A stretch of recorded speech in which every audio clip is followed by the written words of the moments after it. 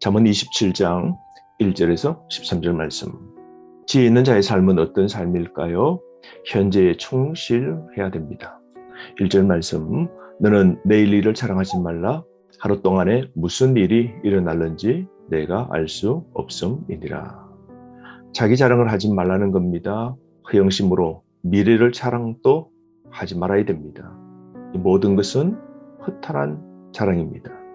우리 인간이란 시간적 한계성이 있는 존재입니다. 그러므로 지혜로운 삶을 위한 유의 사항 가운데 하나가 헛된 일과 진실된 마음을 갖고 삶을 살아야 됩니다. 어리석은 부자의 어리석은 자랑처럼 살지 않고 과거와 미래는 우리의 영역 밖입니다. 지금 오늘만 주어진 실제 삶이죠. 그러므로 매 순간에 최선을 다해야 됩니다. 장래를 위해 최선을 다합시다. 여러분, 우리의 유한성 기억하고 오늘 주어진 한날에 세월을 아껴 사는 지혜가 있어야 됩니다. 2절 말씀, 지혜로운 자는 겸손한 삶을 살아야 되는 것이죠. 2절, 타인이 너를 칭찬하게 하고 내 입으로는 하지 말며 외인이 너를 칭찬하게 하고 내 입술로는 하지 말지니라. 하나님께 칭찬받는 삶이 되어야 됩니다. 그러므로 예수 그리스도처럼 종의 형체를 가지고 낮추고 죽으신 예수님을 본받아야 됩니다. 우울감과 교만을 우리는 품지 말아야 됩니다.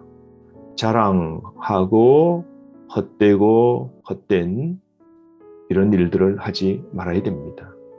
이 모든 것은 무익한 것이죠. 칭찬 들을 때 오히려 겸손한 마음을 우리는 잊지 말아야 됩니다. 오늘 하루 낮추어 삽시다. 낮은 자리에 앉읍시다. 예수님이 제자의 발을 씻기시기 위하여 허리를 동이시고 친히 낮은 자리에 가서 제자의 발을 씻기신 것처럼 우리 또한 그런 삶을 살아야 됩니다. 3절부터 4절은 분노와 토기를 억제해야 된다라고 말씀하는데요. 3절, 돌은 무겁고 모래도 가볍지 아니하거니와 미련한 자의 분노는 이 돌보다 무거우니라.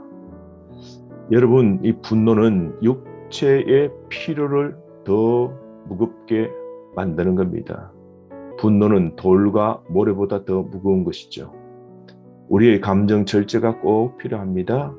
그러므로 우리가 투기하면 열등감의 노예가 되고 평생 고통을 당하게 됩니다. 그러므로 4절 말씀처럼 부는 잔인하고 노는 창수 같거니와 투기 앞에야 누가 서리요. 이 말씀을 꼭 명심해야 됩니다. 분이 순간적으로 폭발하지 않습니까? 누굴 비교 의식하는 생각이 있을 때 투기가 우리 속에서 올라옵니다.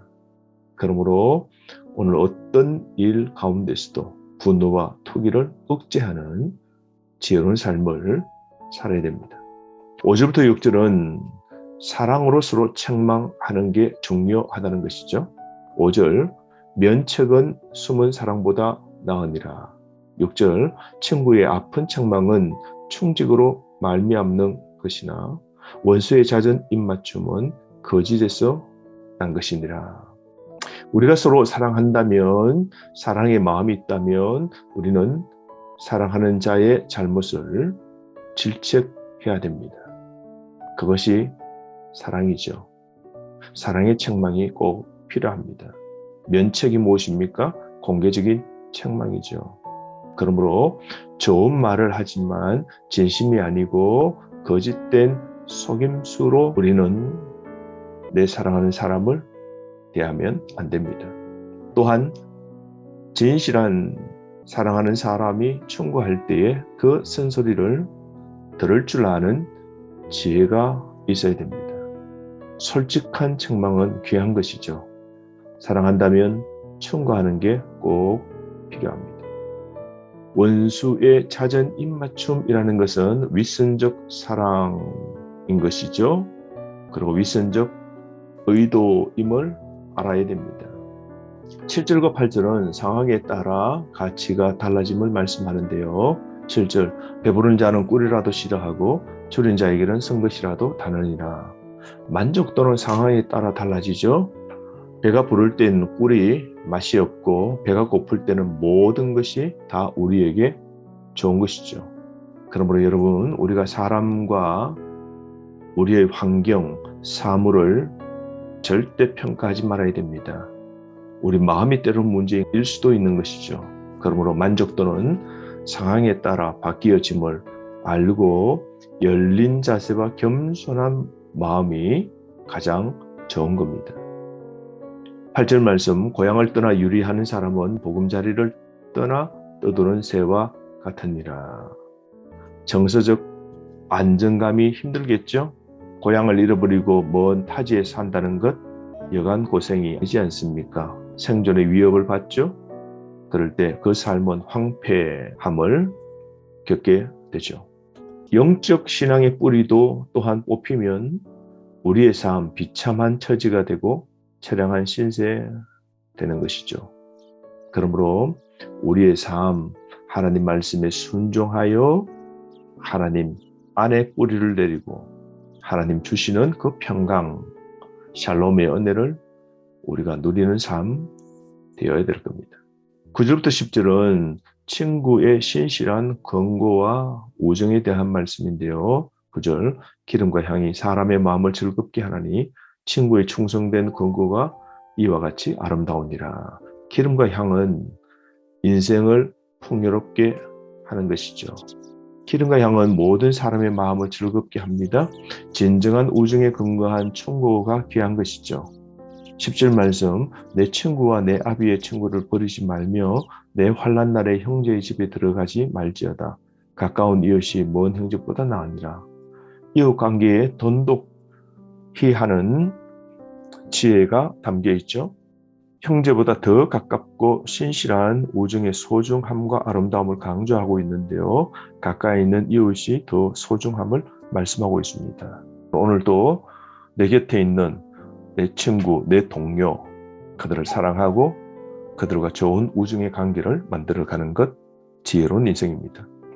11절에서 13절 말씀은 지혜의 기쁨과 어리석은 자의 괴로움에 대한 말씀인데요. 11절, 내 아들아 지혜를 얻고 내 마음을 기쁘게 하라. 그리하면 나를 비방하는 자에게 내가 대답할 수 있으리라.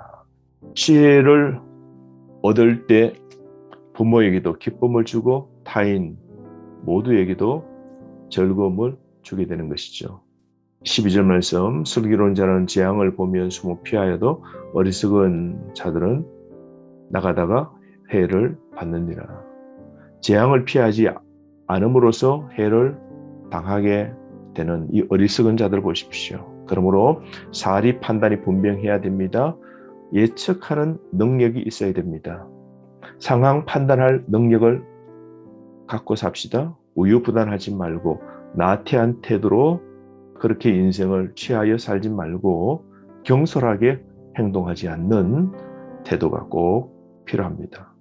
오늘 하루 깨어 살고 말씀 안에서 지금 이 현재를 즐기고 충실히 살고 늘 겸손하고 화내지 말고 주변 사람들과 함께 아름다운 사랑의 우정을 나누어 가시기를 바랍니다.